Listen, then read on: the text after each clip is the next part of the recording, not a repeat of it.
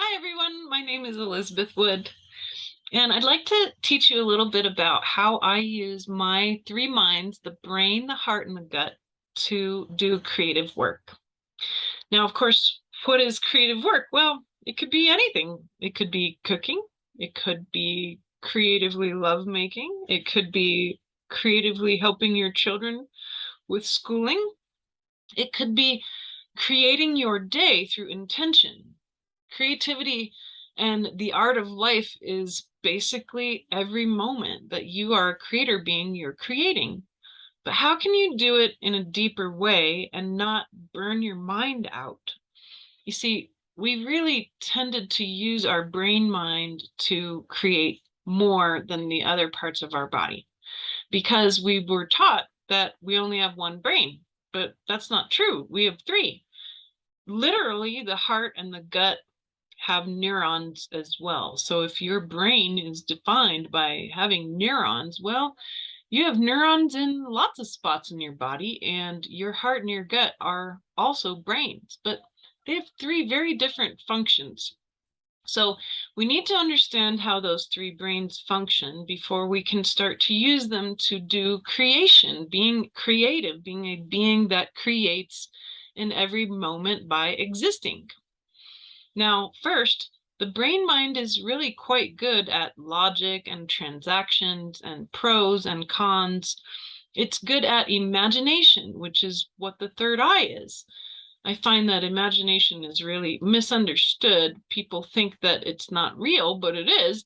It's actually your access to all of the dimensions of reality. The source field has made all things already. I like to call source God. Source God's created and imagined everything already. So you're not really imagining anything new. You're accessing it with your mind through the third eye.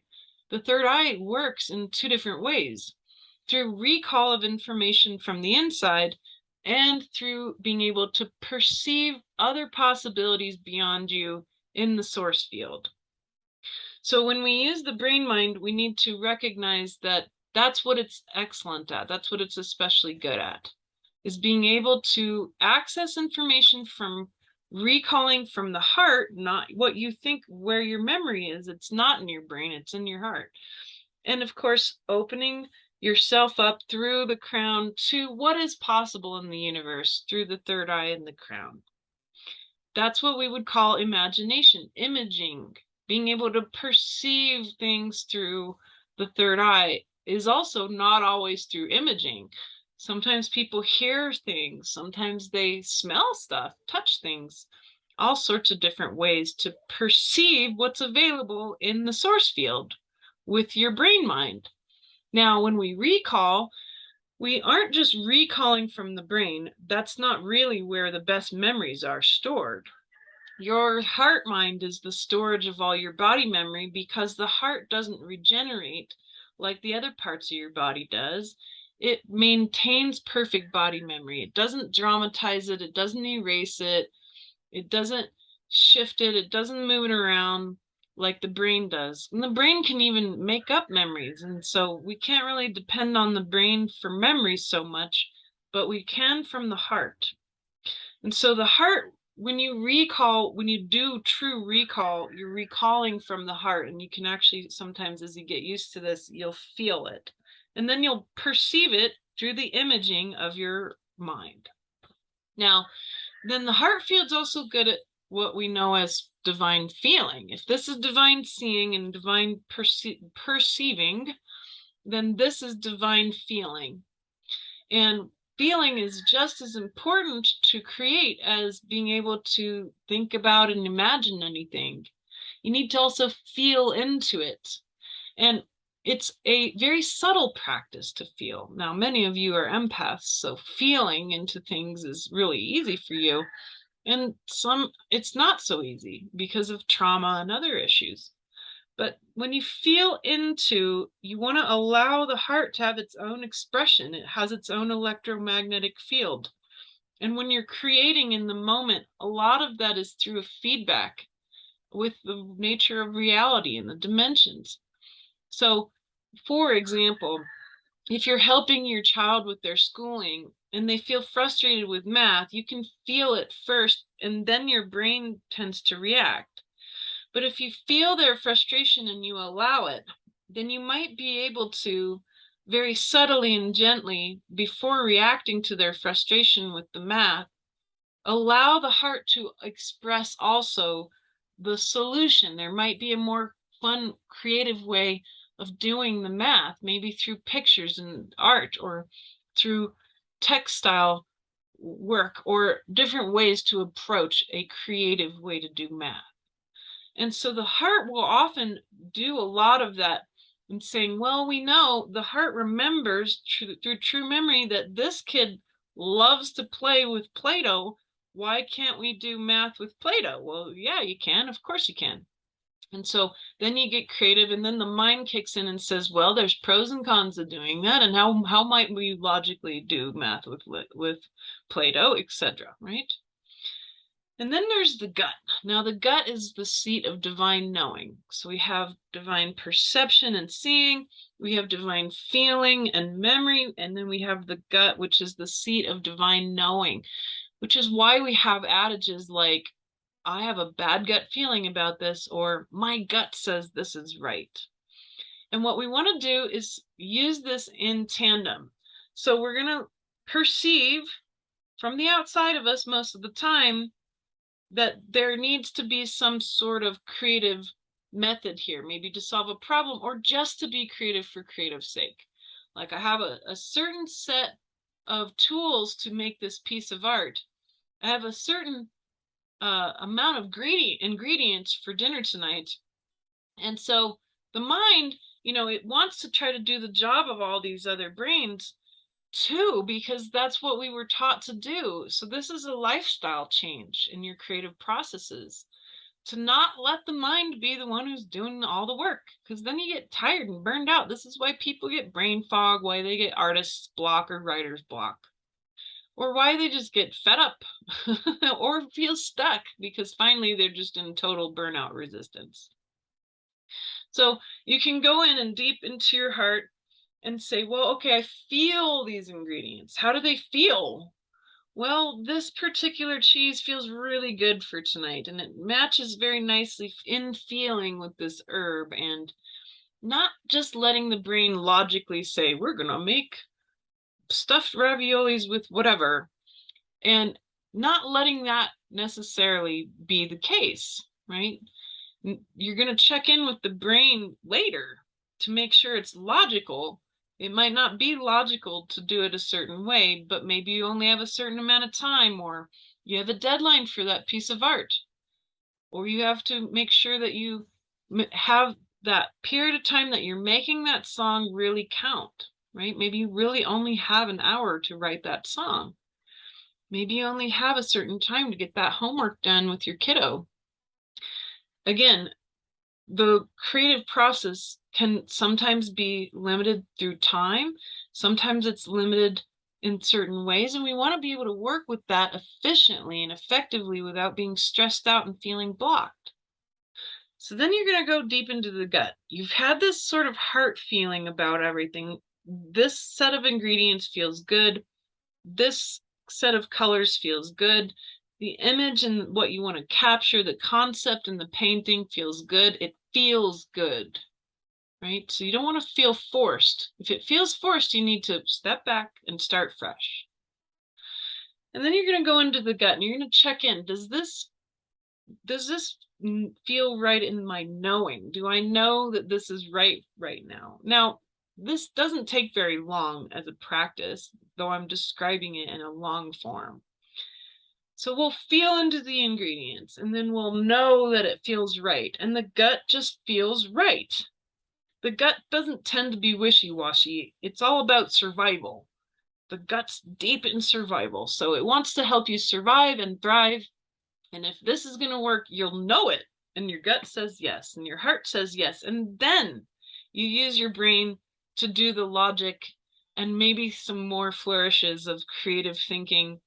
And every time there's a shift or a change, you want to do the same thing. How does it feel? Does my gut know that this is right? And then come up again. And this is all day long. We call it full body discernment. Your own body is an oracle of incredible information wanting to help you to be a good, quality, efficient, effective creator being who has the most solid and kind and gentle impact on the world. And so whatever endeavor this might be, maybe it's a big work project, maybe it's a meeting that you're having, maybe it's a lot more basic when it comes to, hey, I gotta make sure to build this house properly, gotta get these architectural plans done. How do I know it's right for me to build this house here in the first place? Every question of life, even communication and relationships, are creative because you're a creator being and you're creating what humans are good at, culture. Humans create culture and they work with the fluidity of culture all of the time. There is no appropriation. There is only co-creation on the Indra's net. Indra's net is the connections you have to all of the other living particles of consciousness. Everything is part of your creative realm. Your water bottle, your cell phone, your plants. I have a beautiful plant who wants to be seen here. This beautiful being, I help create a world for it to thrive, and it helps me to thrive. With great joy and love, we have a connection. But how? Because we are entangled with all things around us. All elements of existence can be part of your creative world. And everything that you have in your life is connected to you through consciousness. We call this Indra's net. These two things are connected through me, and then we are all connected together, and their presence and their light adds more light and life and creative fuel to my life, and we call that inspiration. And so being able to surround yourself in beauty, in inspiring things, in inspiring situations and people, that's an act of self-care that will help you to get out of any stagnant place where you feel like you're not capable of doing A, B, or C because you feel stuck, tired, burned out. Well, allow your other minds to serve you. Don't have your brain mind do all the work. Continue to move forward every single living moment by noticing something, feeling into it, noticing if it in your deep gut, if you know it's right, and then acting on it. And that might be through speech or through movement. And your brain mind is good at determining what's the right movement, what's the right words. Let your heart speak through you. Let your heart guide, and you'll really rarely go wrong. You want to feel that full body knowing, that full body discernment that you're on the right track in your creative life. So this is how I and many others, we like to play with the creative world as creator beings, creating a life of artistic knowing and feeling and seeing, and not just making your brain mind do all the work. So you can also especially tap into this through meditation. So I like to meditate, and I allow this core of light to exist through the crown all the way to the center of the universe, through the perineum all the way down into the earth. And I allow myself to be stabilized in this alignment with the universe. Then I fill my third eye and my brain with light. And I just notice the quality of light that comes through. It could be pink, it could be blue, it could be white. There's no wrong light. So notice maybe every day there's a different light. Maybe there's only one. Maybe the three minds have different lights they like to work with. Sometimes they change, maybe they won't. There's no wrong way to do that. So I allow my brain and my third eye to fill with light as I allow myself to notice this alignment. I like to do this at the end and the beginning of the day because that way you really recharge your battery. You, as a creative being, you need to recharge, and the best recharge is directly from source. And that light comes from source. There's nothing that you need to do. You just allow it. It's not going to disappear. It's not going to be accessed through some special activation. This is your right as a human. It's natural for you to do this. Once you fill your mind and your third eye with light, you fill your heart with light. And your heart feels really big. Notice that it likes to go up and out and likes to go down and out. We call that the double torus, right? And so you allow that light to move down and out and up and out, but allow your back to open too. A lot of times people forget the back of the head needs to open, the back of your spine, the back of your heart, the back of your hips and lower back. And so as you let that big bubble be equally around you, that heart bubble is very beautiful, and let it fill with whatever light your heart wants.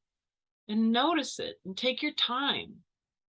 And then let your gut fill in with light. Now, you might not see the light right away, but the more you practice with this, you probably will.